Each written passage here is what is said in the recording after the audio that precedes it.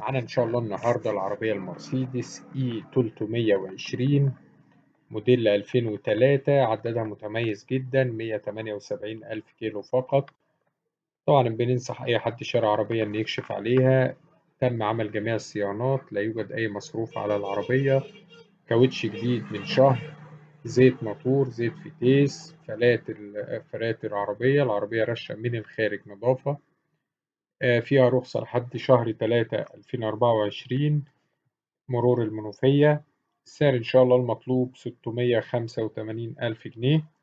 رقم التليفون هيظهر قدامكم على الشاشة. تاريخ العرض 5/10/2023.